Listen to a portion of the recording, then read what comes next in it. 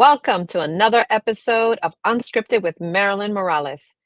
My next guest was introduced to me by a mutual friend, David Shemetsky, who told me, "You need to meet this young lady." So I gave her a call, heard her story, and 100% said, "I have to have you on my show." So my next guest, her name is Pat Honiotes. She is a transformational coach for leaders who are ready and willing to step into the richer, truly unique work that is waiting for them. Pat specializes in working with those leaders who march to the beat of a different drummer. Sounds like me. Uh, who dismiss mediocrity as a way of life, rarely follow conventional rules, and stand out from a group.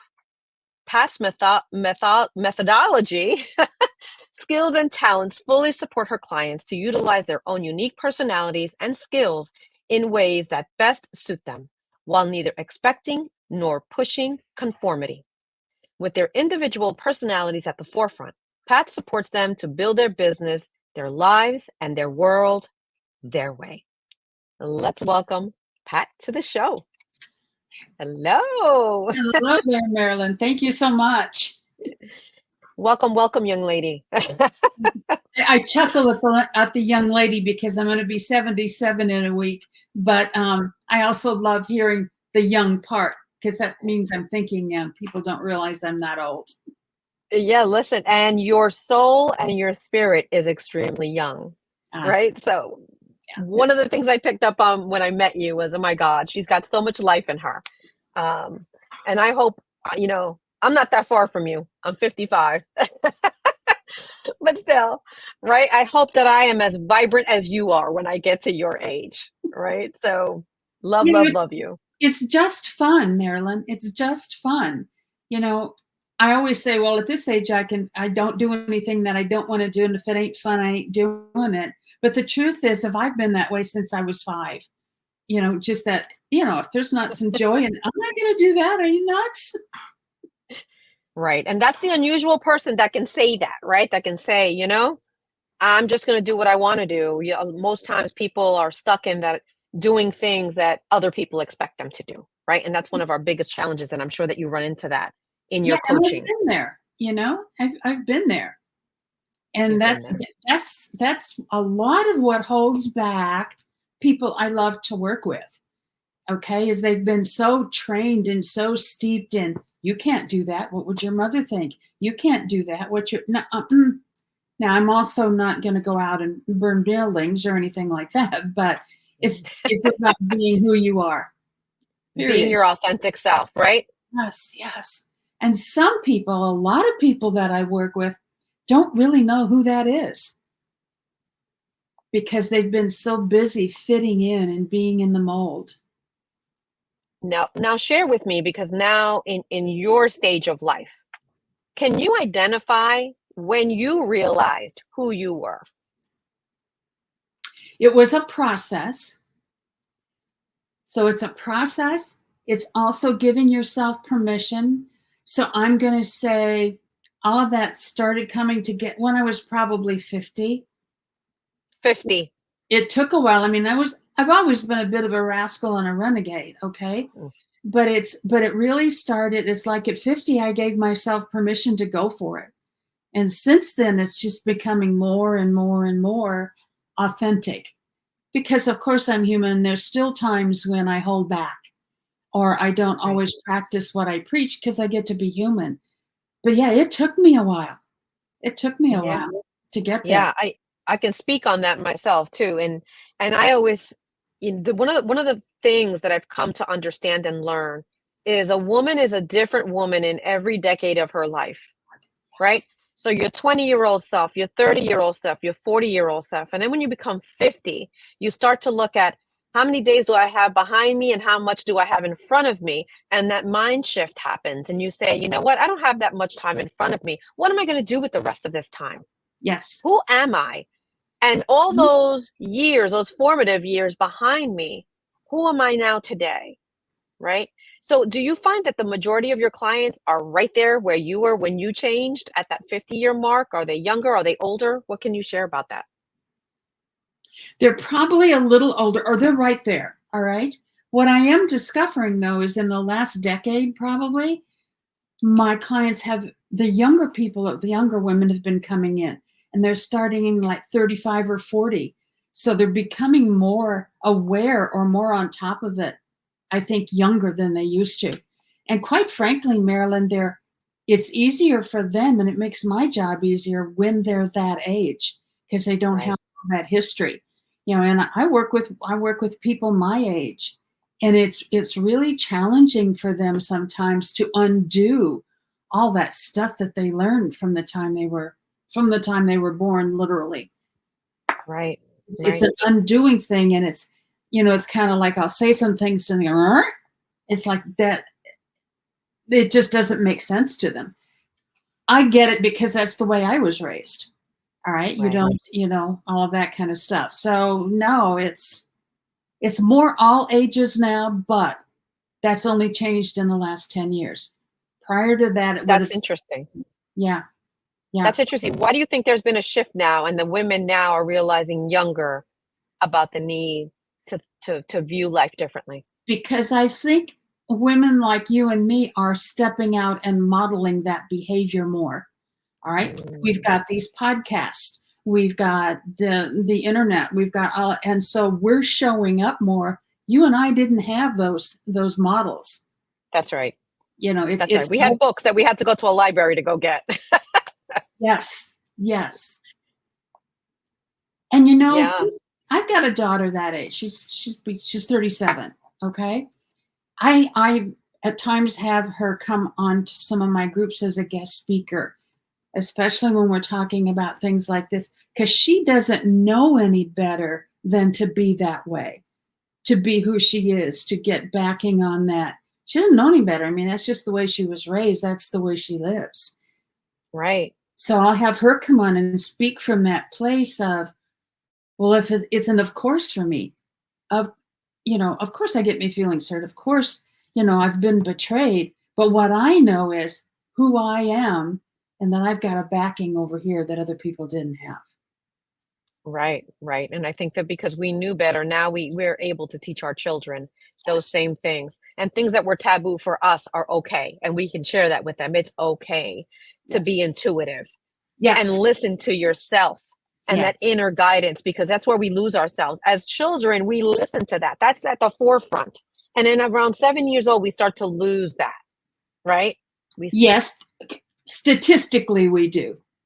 There are some of us, and I think you're one of these, that one of them. You carried it with you. You may not have broadcast it from the ethers, but you've carried it with you through there. Right. No, and I have to accept that, right? And again, it was because my mother accepted it. It was something familial within the family, and it was okay. Say, hey, listen to your gut, right? If your gut is telling you to do this, and that's where you're going to go. Yeah. As a nurse as well, we're taught, to go with not just what we're seeing, but to use all of our senses to figure out what's going on with our patients. Yeah. Right. So it helps, and it builds upon that. So I think it was unique for me because of that. It is. And I think our children are coming in differently too. I notice with my children, I say they don't make children the way they used to.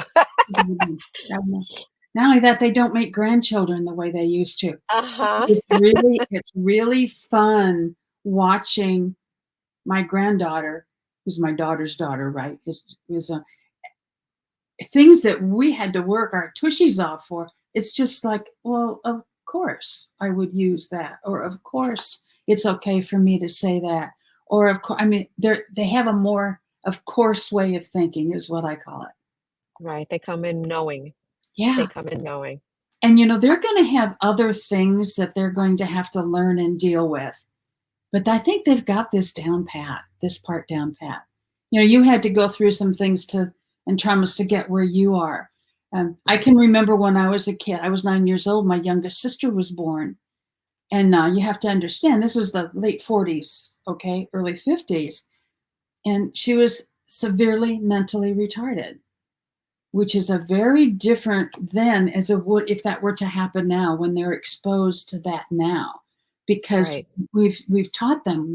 You've got your book. You've people can learn from your book that they didn't have before. I just get so excited about this because it tells me we're advancing. Right. It also Right. tells me we can help these folks that aren't there yet by what we model and what we teach. Now, Pat, you have an interesting perspective that I always want to bring forward, and that Okay. is being a sibling of someone who has had a condition, right? I talk about it with my own child who I lost and my other children who were the siblings. And sometimes people forget the siblings in the equation and how they're feeling and how they're interpreting life. Since you have that perspective, can you share that perspective of being a sibling and how Yeah. that felt to you? Yes. We also forget about the parents. So I may say something about that as well. However, I've never known anything but to be there for her. I mean, from the time she was a baby, all right. Quite frankly, my mother was not equipped to handle, a severely handicapped child like that. And that's not a judgment. She just couldn't do it. And as the oldest, I really took on a lot of that. So there was that mama bear image and energy from almost day one. I can remember my mother's told this story, and I remember it lightly, is when they, quotes, got the diagnosis. And part of what they told my parents was, she's so severely damaged that she will never be able to talk. And I remember taking her in my arms and saying, "That's okay, Gail, I'll do your talking for you." Aw. And what I have to say is, I think that was a pivotal point for my whole life's journey, because I ended up not just talking for her. I guess that's why I'm getting some things right now. So that's what I do all the time. And those folks that can't speak for themselves, I'll be there. And one of the things that can get me on a little irritated, no, can get me really, is when you've got the ability and you don't use it, to Mm. to speak up for yourself. But yeah, the journey with Gail was it was feisty. It was fun. I mean, we were like glued together.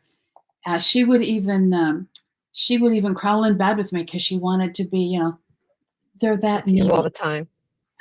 And God help the person that picked on her, said anything to her. I can remember my family had her institutionalized when she was about 7. And we would go to visit her on some Sundays and take her out to lunch. Um, we were at lunch one day in a restaurant, of course, and this other family was sitting next to us.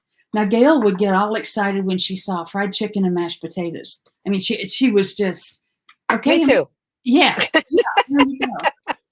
And I'm hearing on the table next to me, not the kids, Marilyn, the adults making remarks to their kids. I mean, what were they teaching their kids? But you could just Right. feel the hair go up on the back of my neck. And I said, "Okay, this time." And I went like this to get up. And my mother actually pushed me down in my chair and said, "No, leave it alone." They kept on doing it. Oh no, you're just gonna have to deal with. And I got up just like this, and I took Gail by the hand and I walked over to their table. Oh, wow. And I said, "I would like to introduce you to my sister Gail. And here's something that I would like you to know.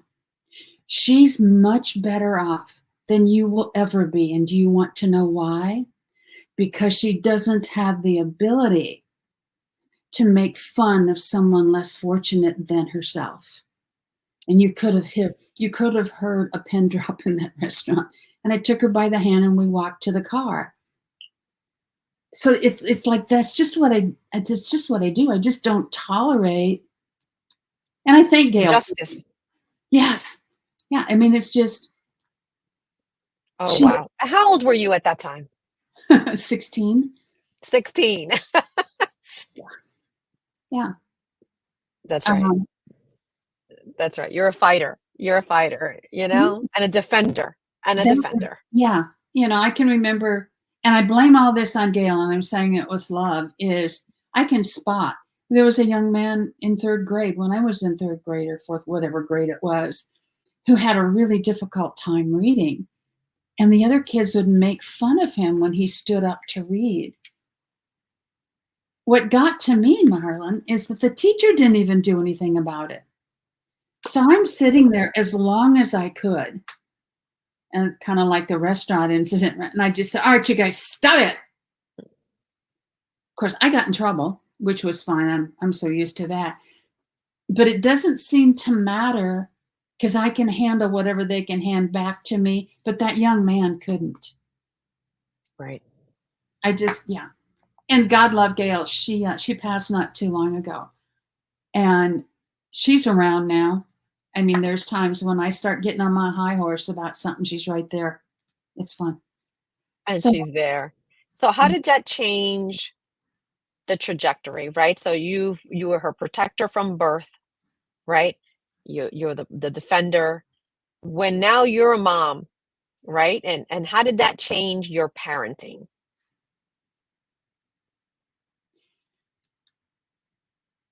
we're told that we either parent like our parents or we parent the opposite of our parents. I parented the opposite of my parents. So it was about hearing the story through. It was about giving permission to do things differently and having her back when she did. It was about, I mean, from the time she popped out, she's had crystals and Reiki. I mean, it's just a way of life for Oh, her. beautiful.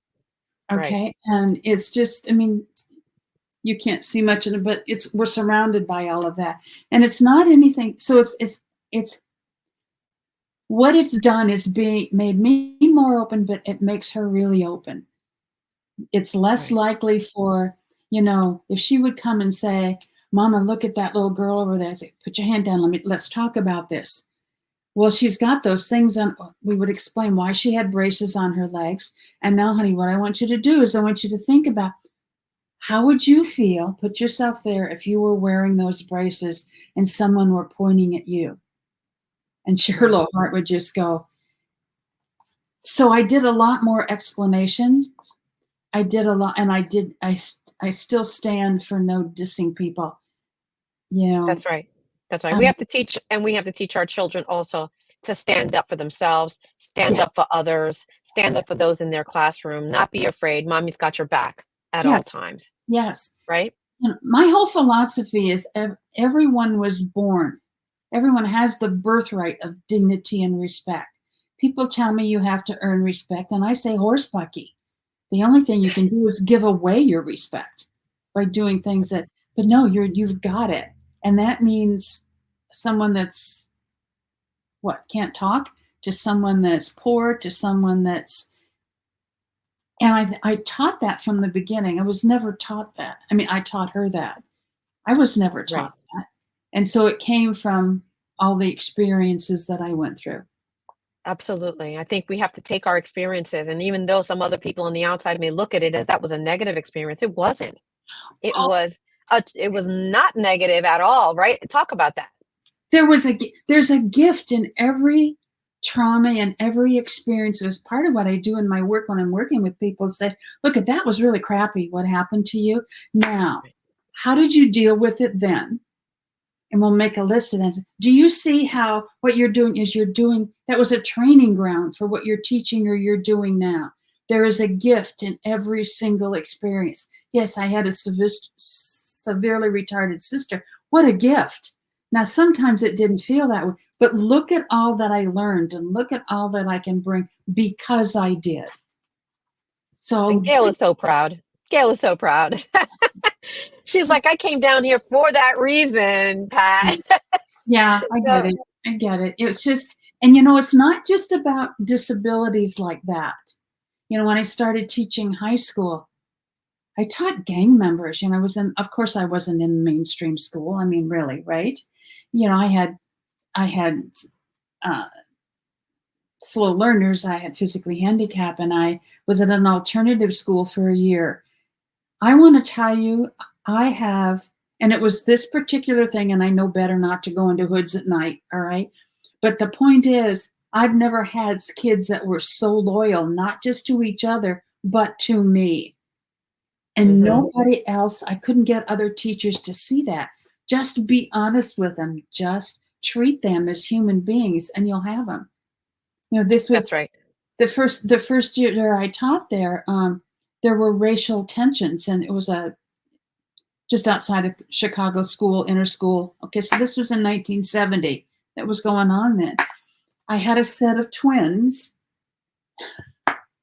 that met me at my car every day this was going on, walked me to my class, walked me when I had to go to another class, one on each side of me. Come on, Miss Pat, we're taking you, and walked me to my car after school to make sure that nobody messed with me.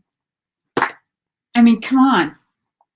Yeah, And because you saw who they were. You saw the human inside. You saw the God in them, and oh, that speaks volumes.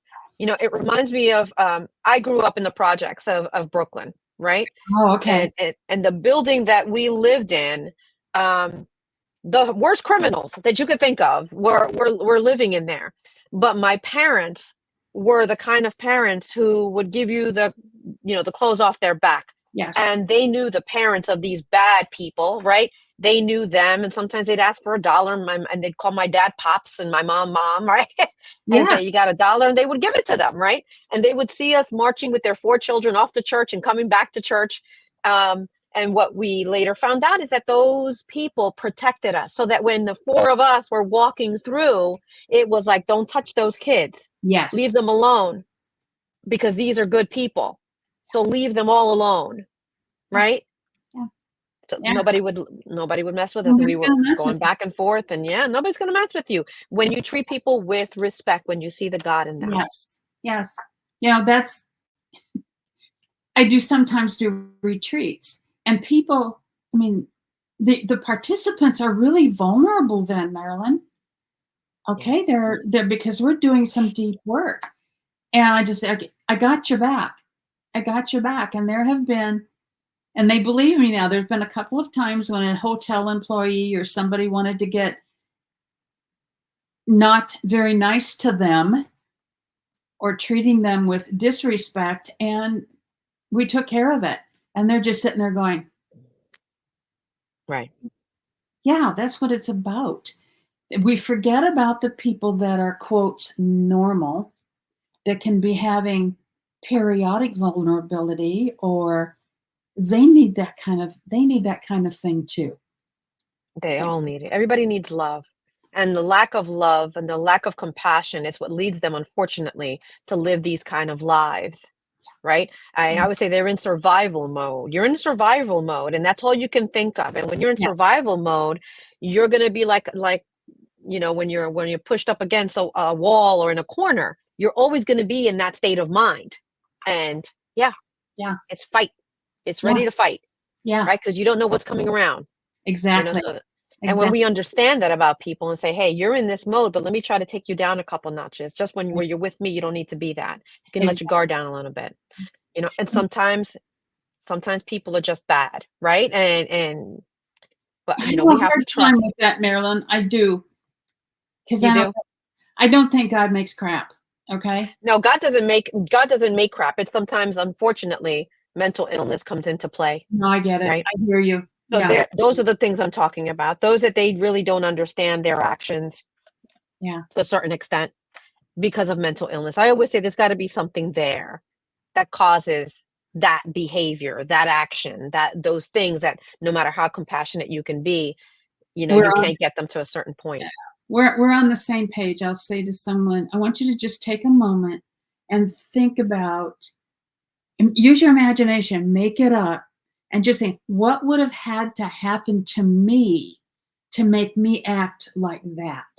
Yes. And I can't think of anything. Nothing would. I said, oh, whoa, whoa, whoa. I want you to be silent until it comes into your head.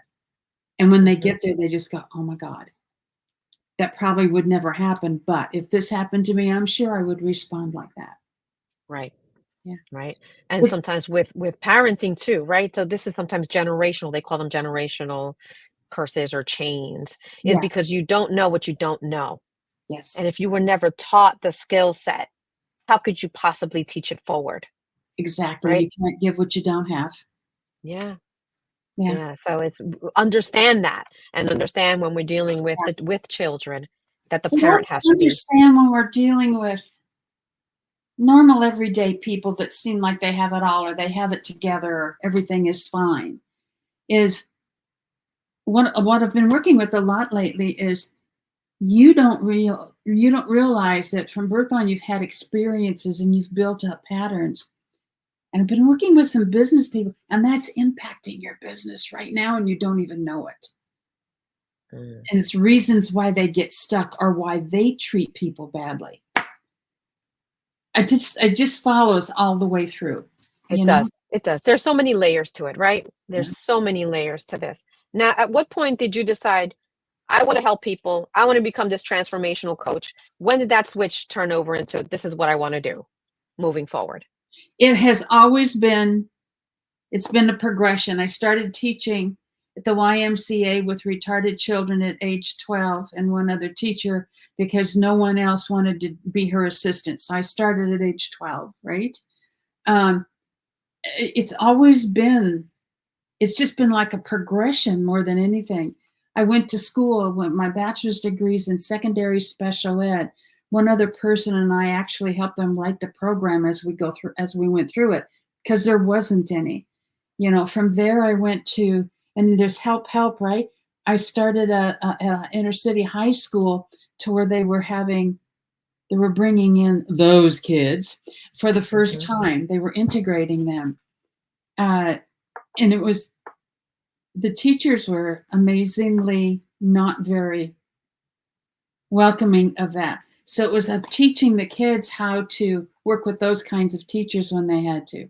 We ended up even developing a thing to help teachers get it better. At that point, I like that. Teachers get it better. Hmm. yeah, there was the counselors, or the school counselors didn't want to work with those kids. So I went and got my master's degree in counseling psychology so they would have a counselor. Interestingly enough, I never did that because I kept going on and on. Through that program, I became a board certified medical hypnoanalyst, um, and worked with kids and the parents of kids in sports. And I mean, it's just been a continual evolving of it's just what I do, and It's just what you do. And it sounds like you can work with the entire family. You can work with the children all the way up. I could, yes. What I've discovered though is that for me, I need to focus on one population at a time or I get too scattered. Okay. But yeah, when I was in the hypnosis practice and part of the academy, I was their specialist in children. They thought that you had to treat children and adolescents differently because they were that. No, you don't. You use the same principles, you just tie into that age, right? Right. Right. Um, yeah. So, but it has progressed more. Mostly what I used to do is all the interpersonal individual work. But then I got fascinated with the business aspect of it, business people, and how their backgrounds affected how they did in business and how much they could grow. So there really wasn't a switch for me, Marilyn. It was just kind of like, A progression. It's just a yeah, progression. Right. yeah. So Pat, I have your website scrolling on the bottom. Anybody here interested in working with Pat, there is her information, your ideal client. What does that ideal client look like? Wow. Open, willing to look at some new ideas, willing to be wrong as I am. Okay. I probably at this point do my best work with those between the ages of 37 and 70.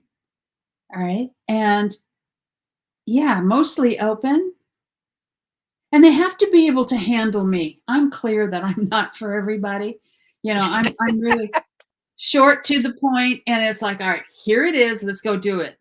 And, Right. and So I'm pretty upfront, and some folks have it. So that's my ideal client, and someone that just wants it and is willing to put the work in and is willing to look at some deeper stuff that maybe most coaches don't have them look at. Right. Love it, love it, love it. And Pat, so in this decade of your life, how do you define success? When I can get up in the morning or go to bed at night, let me talk about the go to bed at night, and I can remember that I did the very best I could to stay true to myself and be authentic and genuine. And if I've influenced positively at least one person to where they went, aha, I get it that day, to me, that's success. Amen. Well, I will tell you, you've had a successful day because you did that for me. So, amen. Thank you so much, Pat. Thank you so much for coming on to the show. Yeah. Again, for my viewers, if you want to get a hold of Pat, her website is scrolling on the bottom.